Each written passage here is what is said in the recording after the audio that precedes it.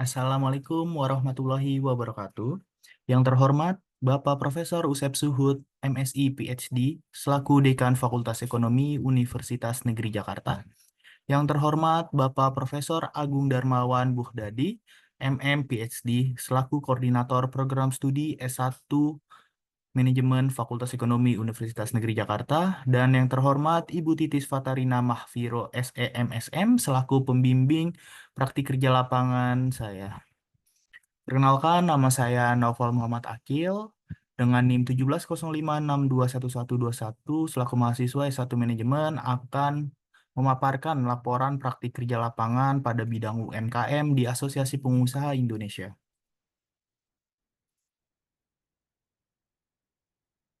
Profil dari perusahaan Asosiasi Pengusaha Indonesia, di mana APindo atau Asosiasi Pengusaha Indonesia ini adalah merupakan suatu penggambaran dunia usaha Indonesia. APindo sendiri telah terbentuk pada tanggal 31 Januari 1952. Pada masa awal pembentukannya, APindo berfokus kepada hubungan industrial dan ketenaga kerjaan. Peran yang dimiliki oleh APindo sendiri semakin strategis dalam hal mendorong kepentingan nasional, dengan memperluas fokusnya kepada keberagaman sektor dan pengembangan sumber daya manusia serta kemitraan yang ada.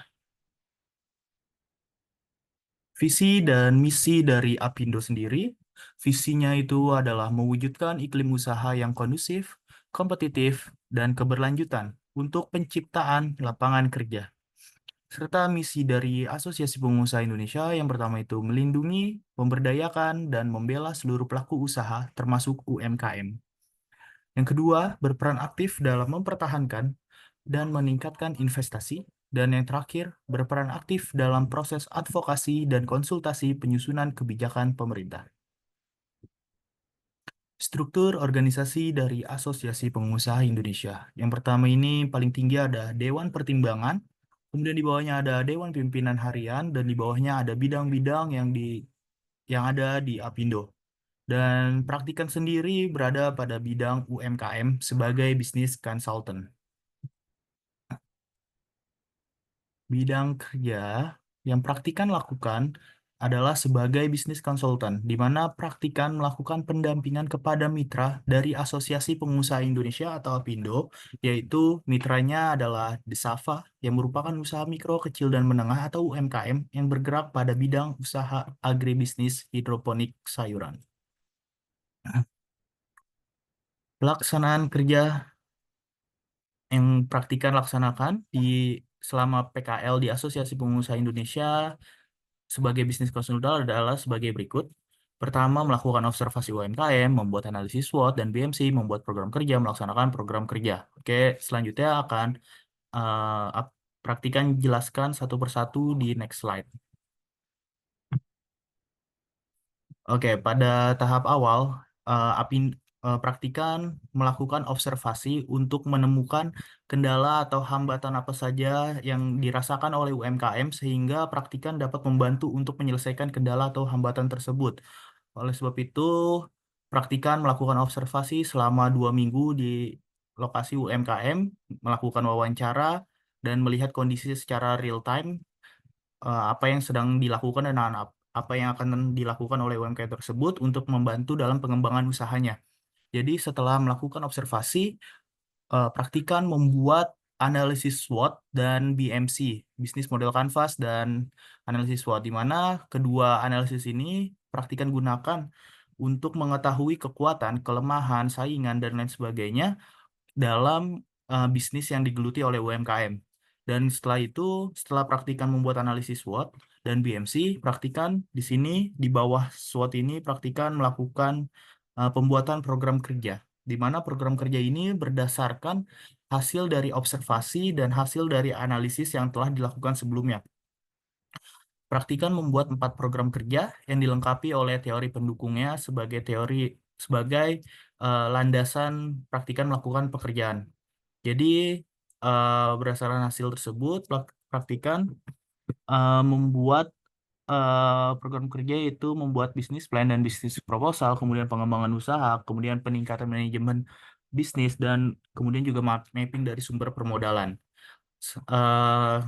Kenapa program kerja ini dibuat? Jadi program kerja ini dibuat untuk memudahkan praktikan dalam melakukan pendampingan UMKM, memudahkan praktikan dalam eh, menyelesaikan permasalahan-permasalahan UMKM, sehingga pekerjaan yang praktikan lakukan itu telah sesuai dengan kondisi yang sebelumnya praktikan telah observasi.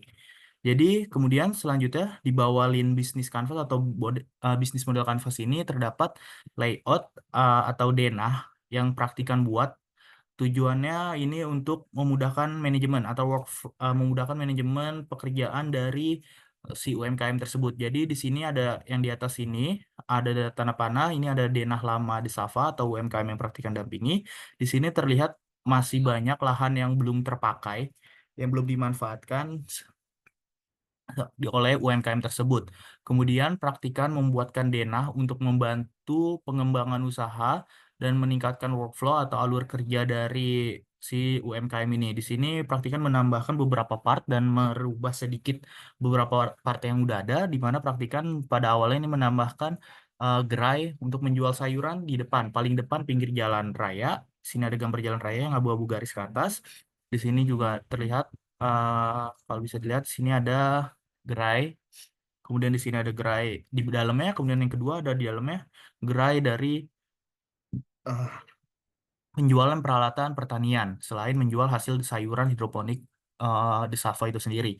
Kemudian di sini ada parkiran motor, kemudian masuk ke dalam sedikit ada bangku-bangku yang dapat dimanfaatkan oleh pengunjung eh, untuk mencicipi atau mencoba makanan olahan turunan dari UMKM tersebut. Di sini juga ada gerai yang menjual makanan turunan dari produk olahan si UMKM. Kemudian di sini ada greenhouse. Samping greenhouse di sini ada tempat pengolahan pasca panen sayuran. Jadi untuk memudahkan yang bekerja nanti setelah memanen untuk membersihkan sayuran langsung tidak perlu jauh-jauh lagi ke belakang, namun hanya perlu geser ke samping keluar greenhouse dikit langsung ada tempat untuk pencucian dan packing dari sayuran tersebut.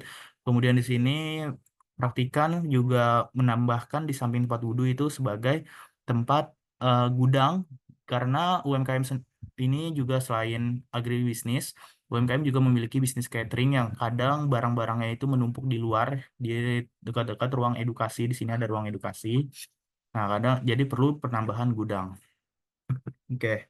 Selanjutnya, setelah itu praktikan membuat struktur organisasi. Ini agak dilengkap segini. Ini di sini ada struktur organisasi KWT di Safah. Jadi UMKM ini berbentuk KWT atau kelompok wanita tani yang diinisiasi oleh ibu-ibu eh, du- daerah sana untuk melakukan kegiatan yang bermanfaat. Jadi pada awalnya praktikan melihat belum ada struktur yang jelas, pembagian kerja yang jelas, tanggung jawab yang jelas pada kegiatan UMKM ini. Jadi masih tanggung jawab itu dipikul oleh beban satu orang, yaitu ketuanya Ibu Haryati. Jadi praktikan membuat struktur organisasi ini sebagai bentuk untuk meningkatkan manajemen dari usaha UMKM tersebut. Sehingga akan memudahkan tanggung jawab dan kewajiban pembagian tanggung jawab dan kewajiban setiap orang, setiap anggotanya. Kemudian setelah itu praktikan membuat company profile. Di sini bisa dilihat company profile berjudul The Safa dengan logo The Safa-nya. Jadi company profile ini bertujuan untuk memaparkan secara detail rinci tentang usaha dari Safa ini sendiri kepada pihak-pihak eksternal. Contohnya seperti investor, pemerintah, instansi, kemudian swasta, kemudian juga bisa ke kampus dan lain sebagainya. Dan untuk company profile ini sendiri sudah dipaparkan ke eksternal di mana waktu itu kami pihak owner UMKM telah memaparkan kepada pihak BSIP Jakarta. Kemudian di situ disaksikan oleh selain BSIP, pejabat BSIP Jakarta juga disaksikan oleh pejabat BSIP dari Bali dan PKK dari Bali.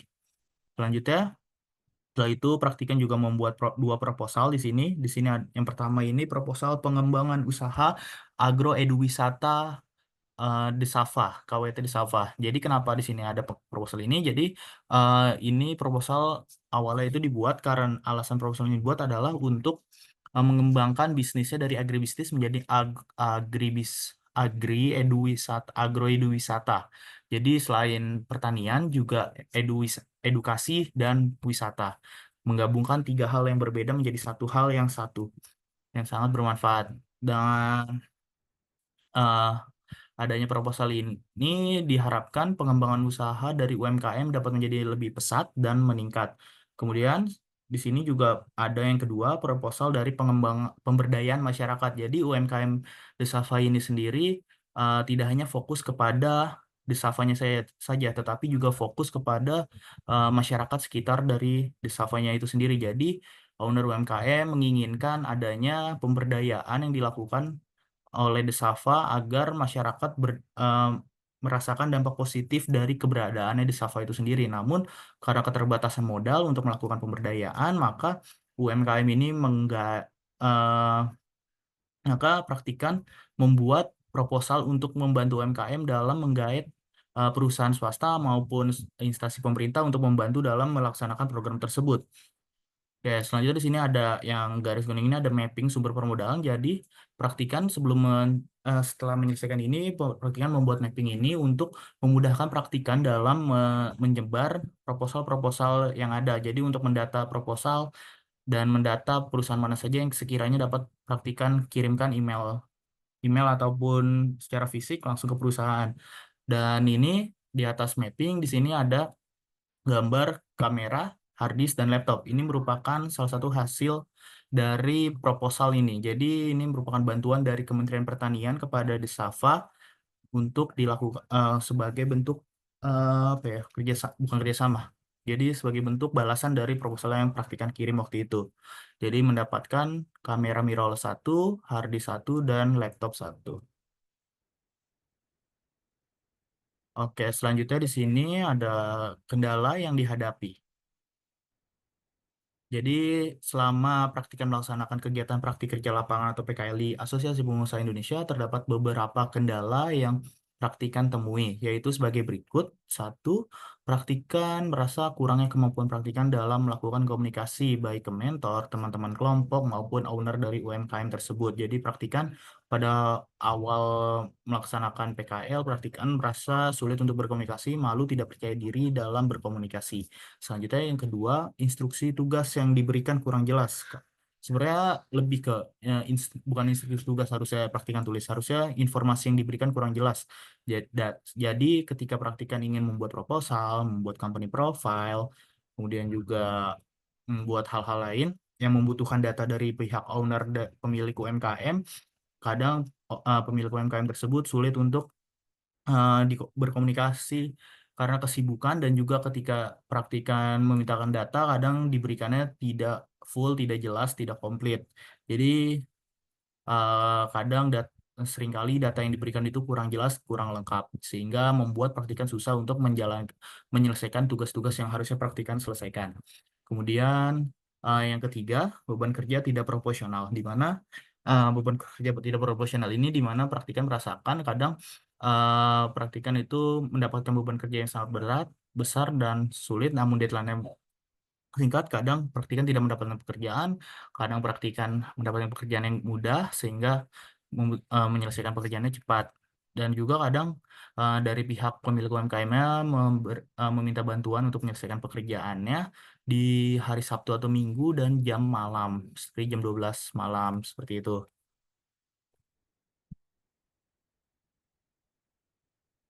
Selanjutnya, cara mengatasi kendala-kendala tersebut. Jadi selama yang pertama, praktikan ini memaksakan diri untuk memulai berkomunikasi terlebih dahulu kepada orang lain. Jadi sebelumnya praktikan mencari tahu dulu nih kenapa sih praktikan eh, sulit untuk berkomunikasi. Pertama, mungkin yang praktikan rasakan, praktikan merasa kurang percaya diri. Kemudian yang kedua, praktikan terlalu memikirkan atau overthinking terhadap balasan komunikasi yang praktikan dapatkan dari lawan bicara. Jadi praktikan merasa praktikan takut untuk menerima respon dari lawan bicara, sehingga setelah praktikan menemukan penyebab kenapa praktikan sulit untuk berkomunikasi, praktikan menemukan cara bahwa untuk melakukan komunikasi karena itu faktornya dari faktor internal diri praktikan sendiri. Jadi praktikan berusaha untuk memaksakan diri. eh, untuk memulai komunikasi tersebut secara dulu tanpa memikirkan hal-hal yang mungkin belum tidak akan terjadi, tidak akan seperti pikiran yang praktikan pikirkan seperti itu. Jadi yang kedua, tentang instruksi tugas atau informasi tugas yang diberikan kurang jelas. Jadi praktikan itu menanyakan terus-menerus kepada pihak owner UMKM maupun mentor dari praktikan sendiri, karena sehingga praktikan mendapatkan informasi ataupun tugas yang jelas dan detail.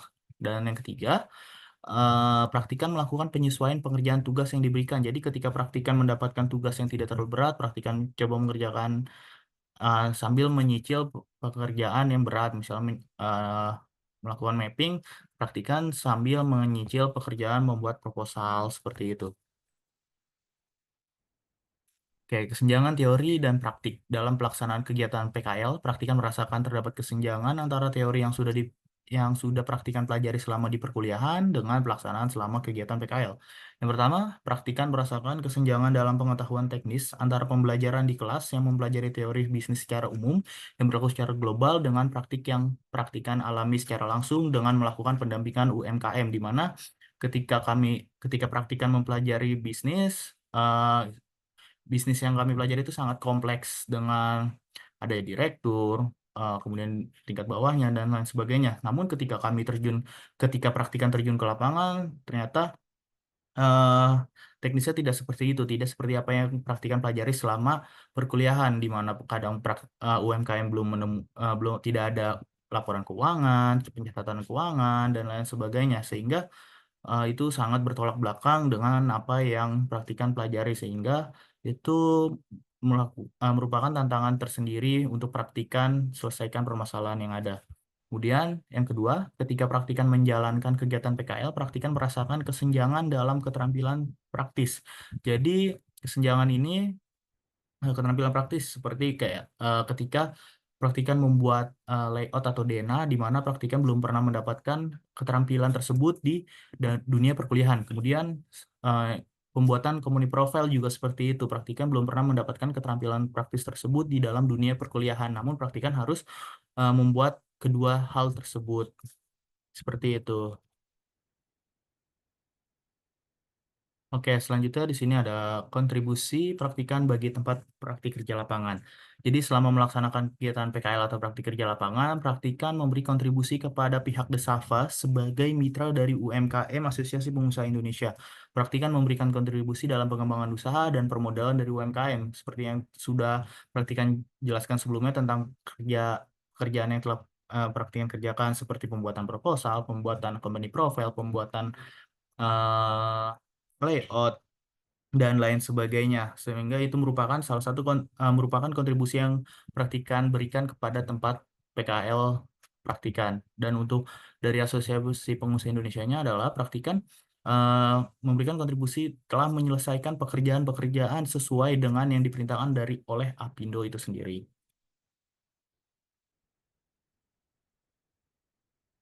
Oke, kesimpulan. Yang pertama, praktikan dapat mengetahui sistem bisnis, kendala yang dihadapi, serta penyelesaian masalah pada usaha mikro, kecil, dan menengah atau UMKM. Karena praktikan telah terjun secara langsung ke dunia UMKM itu sendiri. Yang kedua, praktikan dapat mengetahui sistematika pembuatan proposal, company profile yang akan digunakan oleh owner UMKM, baik itu untuk pihak eksternal ataupun internal dari usaha tersebut. Kemudian yang pertama, rekomendasi bagi perusahaan, di mana praktikan mengharapkan perusahaan dapat mempersiapkan lebih matang lagi sebelum membuka lowongan magang, di mana perusahaan bisa menyiapkan lebih matang ketika ada pembekalan secara online, baik mulai dari absensinya, kemudian setelah itu juga pas pelaksanaan PKL-nya, mulai pengumpulan dari logbook atau laporan kegiatan dari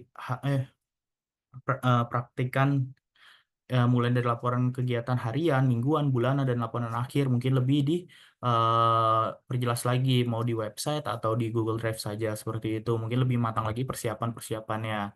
Kemudian yang kedua, rekomendasi bagi program studi.